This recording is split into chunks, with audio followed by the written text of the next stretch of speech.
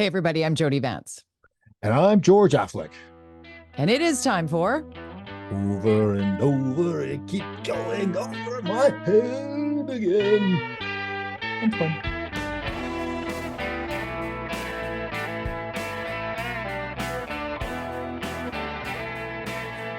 I feel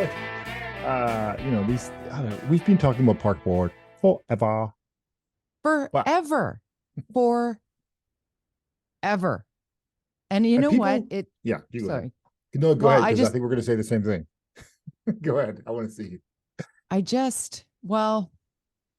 If it was ever consistently rock solid great at what it was supposed to do, we wouldn't be having this conversation. And we did not discuss this before hitting record, by the way.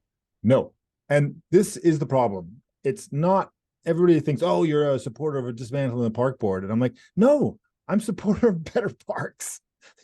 And they were asked, I was watching it live. I'm a nerd. Okay. And they were asked, Okay, that's next the level people nerd.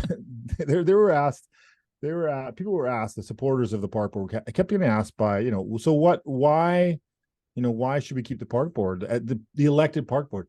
Because of history. That was the only real reason. They couldn't obviously give a reason because of competency, because there's absolutely no way you can say this board has been competent for a very long time. And so the history is it's a nonsense argument. And, I know this whole issue of democracy. And of course, I am a huge, in my elected time, transparency, democracy, and all that stuff. But you got to make a decision to do something, and it's not like it's immediate. The province has to make their decision. So we're talking, obviously, for those who haven't heard, the Park Board in Vancouver has the ABC Vancouver, the political party in charge of Vancouver, had a vote last night. They have 8 votes on a council of 11. All 8 of them voted in favor of a motion that they put forward. That was to They were whipped. They were right there. They were whipped. Party lines. It was fascinating to watch. I'll tell you that in a minute, because to basically ask the province to change the charter. Vancouver has its own charter, to disband the elected portion of the park board, not to disband the park board, because the park board will still have operations. There'll be a Department of Parks and Recreation, which actually it is currently. There just happens to be a board that's elected publicly for whatever reason, because it started happening in 1880, and that's great. I always like to do things that happened in 1880 in the year 2023, because it always makes sense. So let's give some unspun background here. As you were saying, this is, if you're not following along like the nerds that we are on this subject, Mayor Ken Sim, when he threw his hat in the ring to run for mayor, said, I will get rid of the park board. And everybody's like, what? I don't even remember which unspun episode was where we talked about that, where you very astutely said he can't do that unless he has all ABC park board members, and then they vote. That's what I thought. Dismantle it, right? But we all thought that would be the smart thing to do, because then the politics would be off his back. Right. So we thought, okay, and then majority ABC, majority in city council, majority in park board. Everything would be easy peasy, run so smoothly, right? No. So now, of course, Ken Sim backtracked on that when he was informed that he couldn't do that, really. I mean, and now he's clearly doing his due diligence to make bold moves. And his statement about being bold and looking for where the problems are and then going after fixing them. And he even said when he was elected, we're not going to get it right all the time, but the definition of insanity is to keep doing the same thing over and over again and expecting a different outcome, which is a very good political spin, by the way. It is, because it kind of sets you up for like, well, I tried, or whatever. But you and I have had such a history with talking about park board, and not a lot of it has been, boy, they got that right, didn't they? Marie-Claire Howard, who is an ABC Park Board commissioner, I spoke with her on radio this week when all of this was happening, before the park board meeting where it wasn't on the agenda, and a former park board commissioner got into a rather public yelling match with a new park board commissioner, and it did get very tense and heated at that park board meeting. But going into it, Marie-Claire Howard, I really loved what she said to me on the air. I've never met this woman before. We've never spoken before. I asked that 1 for and 1 against come on the show, because I want to show, all sides of the argument here. So Brendan Bastio-Vansky was one, Marie-Claire Howard was the other. And Mary Claire said, I moved here in 1985 and the parks were beautiful. And I flashed back to my grad year and thought to myself, you know what? They were. This city had it going on. We had like just beautiful green spaces to go to that were affordable, if not free to park at. And it was just like things, and certainly the population has grown exponentially since then. We invited the world in 1986. They came and half of them stayed. And they should, because this is a beautiful corner of the world to live in. So, with that aside, since then, it has been like down the toilet, right? So, Brennan Bastiovansky, when I talk to him, I really like Brennan. I think he's super passionate. I think he's got a mind for a future in politics. I think he's definitely looking at this as something he wants to continue doing, but he wants to do good. He wants an opportunity to fix what's broken. But when I asked him why and how, because Mary Claire said, I didn't get elected to do this just so I could sit in a fancy building in Stanley Park. I actually wanted to make it better. And if removing this level of bureaucracy makes it better, then I have to, that's not best for me, but it's best for the taxpayers of the city. And I was like, boom, we're done here. That's great. And to Brennan, I'm like, why save it? Like, why not dissolve it? And he's like, because it's undemocratic. And I'm like, how is it undemocratic?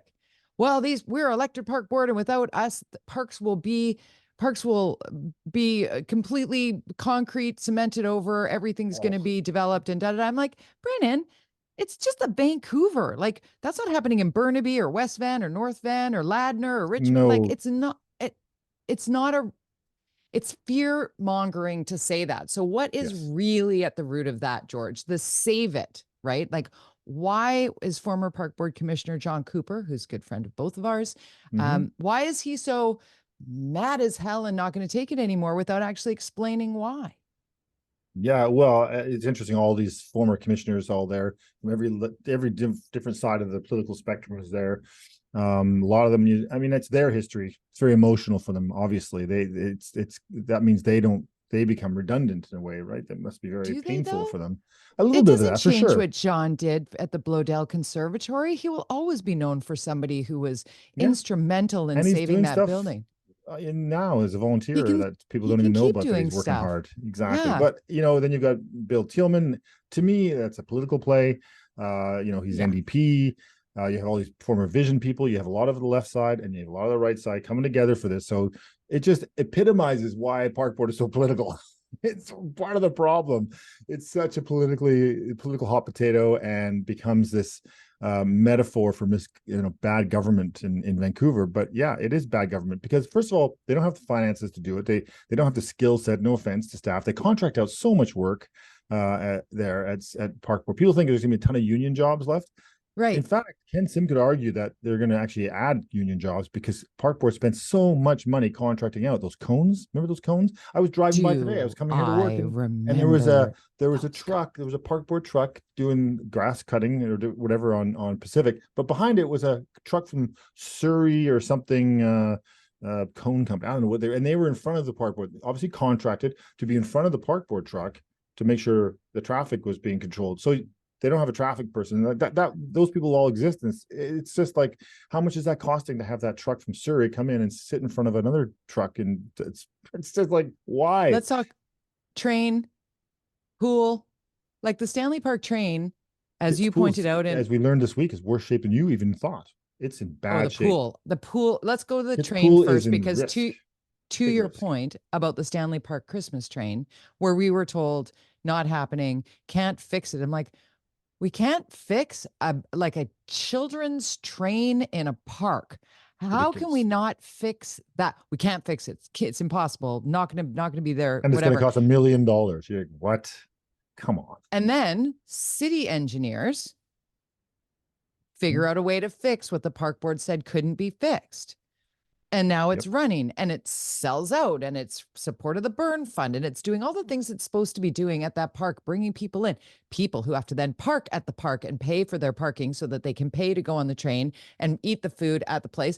And that stimulates more revenue. Maybe go to the aquarium if they want, or play in the playground. That's right. The really nice big playground there, which is what we do when we go to the train. We go there, we go to the aquarium, we go to the, it's a whole, it's a thing. It's like concerts in the park, all these things that, and by the way, Ken Sim, read his quote last night. What he said to I think it was CTV or Globe and Mail. It was a quote. His own quote. He said, "Here's what I said during the election. Yes, he admitted to flip-flopping, but he said, if I'm okay, I'm not going to remove the park board, but I will be watching it. And if I don't like what I see, I will come back to this issue of dismantling He the did. board." He said it. He said that. He quoted it himself. Yeah. So you can't, smart move. So that's what he's done. But now we're facing this challenge. We have this political movement against Ken Sim on all sides of the spectrum, who are going to pressure the provincial Liberals or provincial NDP in an election year. The BC United are going to lap this up and use this for and so will the Conservatives. They'll use it. Everybody's going to be. It's like, oh my God! Now the park board's gone to as a voter. I don't provincial care. hot As potato. a voter, if the more, this is what I want to know. One more thing. Yeah. As a voter, the more oxygen that all of those people that you just rattled off, all those parties that you rattled off, the more energy they put into this, that in my opinion is not the most pressing thing that we must deal with in this moment, they will lose their credibility to me, because they're just trying to make this a wedge issue, which whether or not the park board exists does not impact my grocery bill, does not impact the cost of gas, does not impact my property taxes, which, by the way, in Vancouver went up during all of the schlemazel. We didn't even get to talk about it. That. Let's go to the pool though first, because I mean, I wanted to make the point, or congratulate you on explaining to me, like getting that train fixed was that City Hall took over what the park board couldn't do, fixed the train, period. When the park board said after the king tide and the high winds, the big storm we had, oh, Kit's Pool is broken, we're not going to open it this year. In 2024, it's not going to open. I was so upset about that. As it turns out, with the COVID-19 plan of letting people only book online, I didn't get to swim in Kit's Pool anyway. And I live like 15 blocks from the pool. And I used to swim there every single day. So this matters to me. I was so angry about this, and big brouhaha, because lots of people were angry about this. And then, oops, city finds a way to fix it. Or did they? Because now it's leaking 500 liters of water a minute. I have a pool in my building that we share. Pools are complicated beasts. Yeah. They got to be upgraded all the time. You can't let them, when you talk about the broken windows concept, the pool is like a broken window times 10. It's like a boat. 100. Yeah. Two best days of your life, the day you get it and the day you sell it. Yeah, exactly. But they're really important to people who live on the West Coast, because, generally people swim in the ocean all year round here. And in fact, Kit's Pool should just be open all year round. Agreed. And my pool is, and it's an outdoor pool in my building. I have an outdoor pool, and we live as a strata council. We pay for this because everybody loves to swim and do laps all year round. And it's not cheap, but people are willing to pay for it in our building. And I think people in Vancouver would love to have an outdoor pool, because, man, you know what? It's really beautiful swimming in a pool outside in the rain. It's really nice. Awesome. It is. If you're doing it for exercise. It's not about going and sunbathing. It's not. No. It's not. It's a place to go and get physical activity and be outside and breathe fresh air and do all of the. Anyways, but what do we do now? Like, it was just recently. It was overhauled and updated by the park board, and then it had the storm and it was wrecked again, and then it was fixed again apparently. Yeah. And now it's. I mean, Drex was on his Instagram saying you're not allowed to have a paper straw or a plastic straw, but this is leaking 500 liters of water a minute. It's slightly chlorinated water, I think, too. It is. It's fresh water that is then chlorinated and saline added. So it's not salt. It used to be salt water back in the day. Remember swimming? Did you swim in the pool back in the day when it was salt water? Yeah. Crazy. I almost got arrested swimming in Kit's Pool. Kind of arrested. George, what did you do? It was Expo, and I went there. We were having a little bit of fun with a bunch of friends. Maybe we were just a bit tipsy on various things, and we were over in Kit's at a party, and then we thought, hey, let's go. It was like 3 a.m. Let's go swimming at Kit's Pool. And so we climbed over the fence, took our clothes off, and we dove in the pool and we're swimming around. And suddenly the security with a dog arrived. So we were like, Oops. So we climb over the fence naked, and then we're running down the street. I probably shouldn't tell the story, but whatever. Sure, you should. You're running down the street naked. Running down.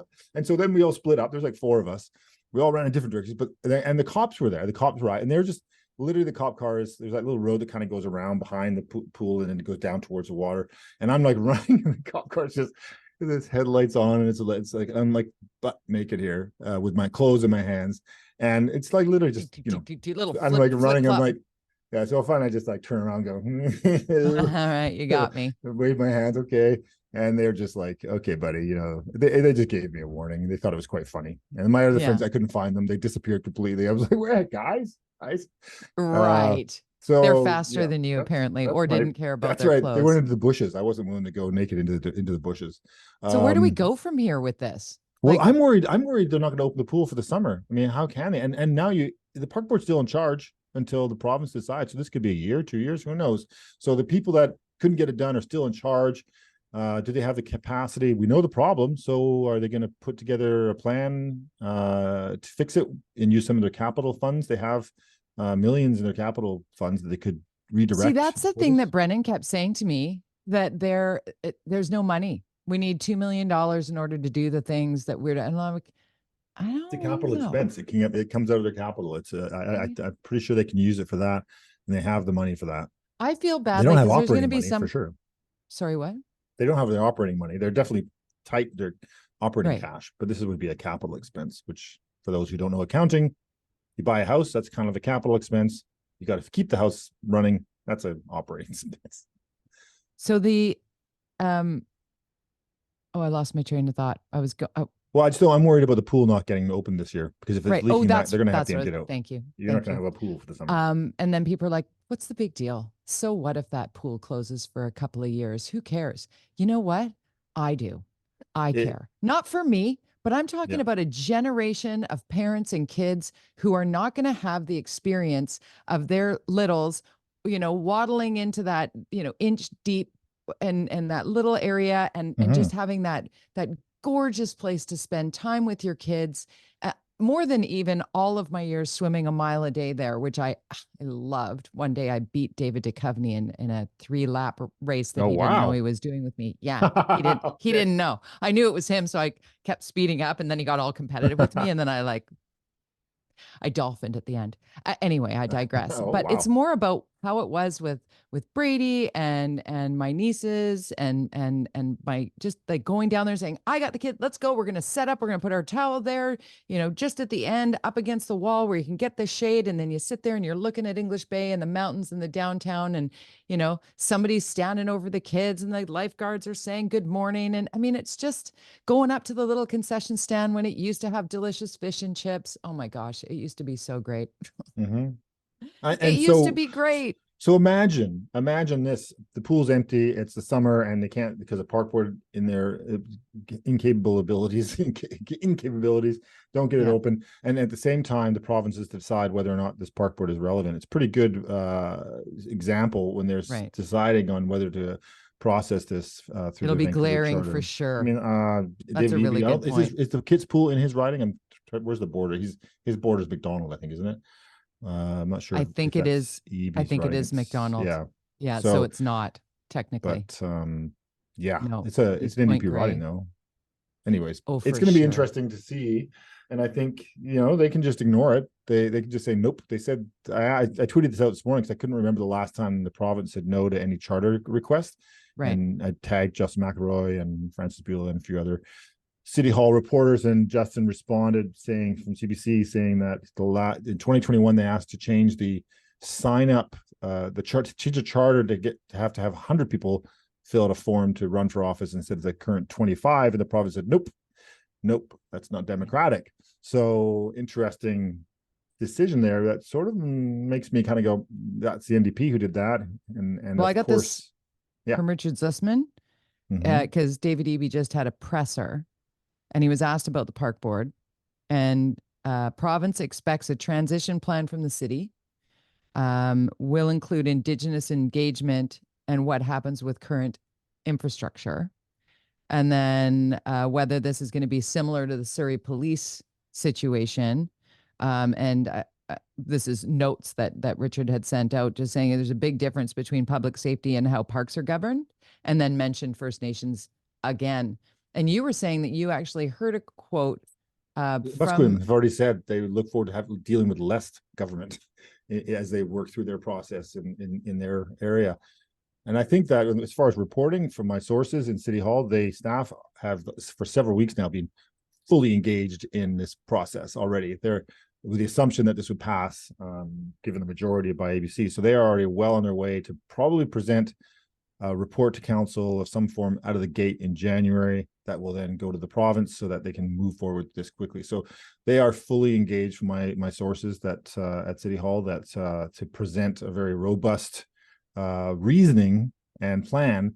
And I think that's what I believe that staff at City Hall would be very apprehensive about communicating how bad things really are, because it would be like, you're telling on your little brother or something, it's Yeah, like, admitting oh, that it's toxic. I mean, yeah, it but just now, seems to me there's more at play here.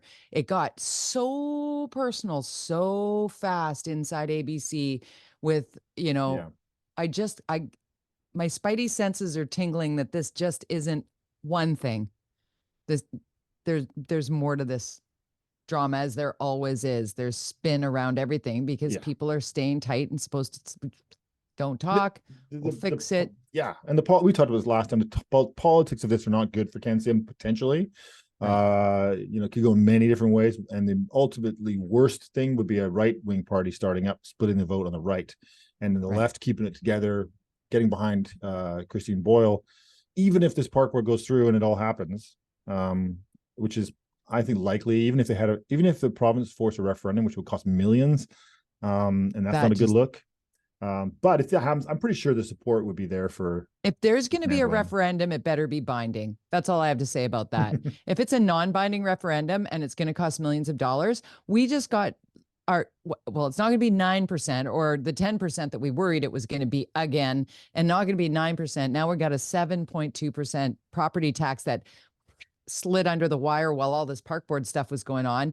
And then the good news story as well, because I think our very first ever UnSpun podcast, our initial subject beyond the wood chipper and the drama that was happening over at the legislature, was booze and like loosening up the rules around, because you can get a glass of champagne at the spa or at the hair salon in Richmond. You've been able to for years, but in Vancouver, no, dangerous. I know. That's Well, two things changed there. now. The fact that budget passed without us, it got Even lost in the chaos of this week. They passed a 7.5% budget and didn't even get covered, like whatever. And that's just the property tax. There's all the other fees that are going up as well. So your cost of living in Vancouver as a taxpayer is closer to 9%, depending on where you live. Worse for single family homeowners and in condo units. And it's an argument for why maybe you should move into a condo. But yeah, the other issue, this is the boozing. This is something you and I obviously talk a lot about. I just find the hypocrisy, like Vancouver Coastal Health constantly coming to council when I was there and still doing this, and they still did it regarding this issue that you're touching on, which was saying alcohol bad, but marijuana, that's fine. Oh yeah, you can have cannabis stores everywhere you want. I'm like, what? I don't get it. I don't get why you can't have a little wine store or a wine tasting place or a beer tasting place. I've never understood anywhere you want, but you can sell it at the liquor store right next door to the Safeway or the grocery store, whatever. But you can't put that in the Safeway. You have to leave that store and come into the other store next door because it's more. That's right. So this week, the council, and this is what's interesting about this council, they changed the rules, and they can put alcohol places anywhere you want in the city. In Ontario, they're doing it at gas stations. I saw the gas stations. I saw that. Gas stations, I know, convenience stores. This is a huge deal. This is big. I mean, the restaurant people have been asking for this forever. The obviously Safeway and Save On are saying, why can't we have? Oh, because there's a liquor store a block away. Well, who cares? And what?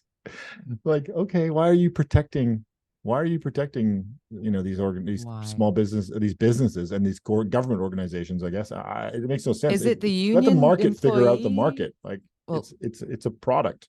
Let the market figure out where to sell it. Like, why are you getting involved in this? Like, you still have to go through the province. The province still controls the number of licenses you have. So it's just why are you saying where? So much red tape involved in this. I just think it's insane to look at how many times have we talked about the nightmare that is the Granville Entertainment District right now. Most of it is because there aren't enough seats for people to go and be in the places that they want to go to. It's not in the venues typically.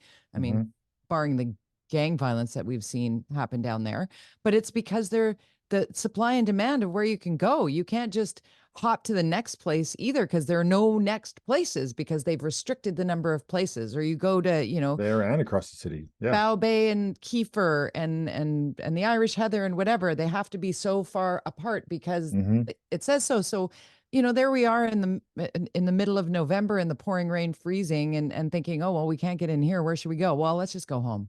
Because I'm not walking 6 blocks to try and see if I can get into the other place that I know is going to be packed, because it's the Yeah. only thing in that neighborhood too. Why can't we grow up? Well, the answer is we can. And now we're going to see whether it causes Armageddon. Oh my God. What was interesting this week about that and about, this 8 votes thing, Vision had 8 votes, but it drove me crazy. So in watching that vote last night, Vision would sit there and each one of them, after, even though we knew they were going to vote in favor of something, would each talk for 5 minutes. And so you'd have 40 minutes on every single whatever issue, right? These guys at ABC are super controlled. They don't speak. They don't ask questions barely. When it comes to the vote, nobody gets up and says, I'm voting for this because I love it. It's amazing. It's going to be changing. Nothing. They get the 3 opposition people stand up and they say, blah, blah, blah. They get their 5 minutes and then they go to vote and it's over. And you're like last night, would it happened, if the vote happened, if that had been Vision Vancouver when I was there, they wouldn't have done the vote because the people were in the room. They would have said, we're going to do the vote. We'll finish with the speakers and we'll do the vote at council when nobody's there. So we don't have to deal with the speakers. And it's in the daytime and nobody will see it. And it was very might have taken days. It might have taken multiple, because, we're just going to hold these speakers over for another. No, that's right. They can do 3 minutes, which also it's exhausting. One of the things I'd like to point out, because we were talking about, the escalation in the unspun universe, the former commissioners, who, as you mentioned, are super passionate. I would consider most of them that were there, that I saw anyway, people that I've come to know and I like very much as people. And then I see this side of them, and I had to literally put on my Twitter, if you come into my DMs one more time, it's on the record. Because I had so many people going, you should be saying this and you should be saying that. I'm like, don't tell me what to say first. Obviously, don't watch our podcast.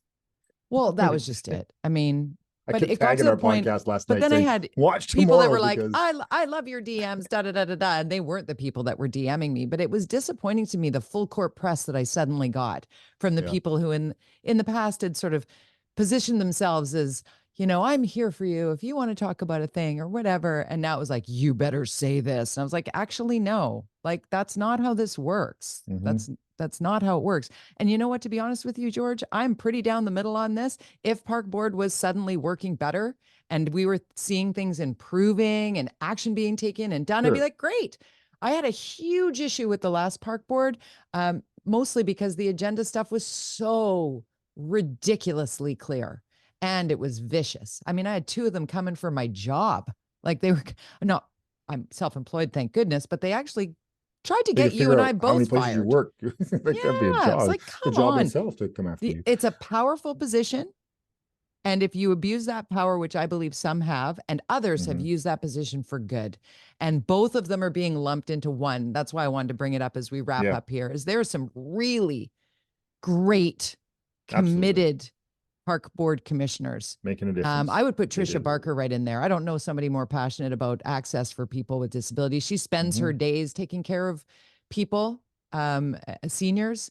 And I saw her there and she was, and you could see the passion in her, right? There's a committee at City Hall that is made just for that. And if the city controls the parks, she can join that committee and be a real advocate for having access to parks through. It would be way faster. It would be better. It would. I think she would be great at it too. But I just feel this way. And I think because you and I have been talking this for so long, and it's not that 5 years. Hate good government. And that's why, 5 years.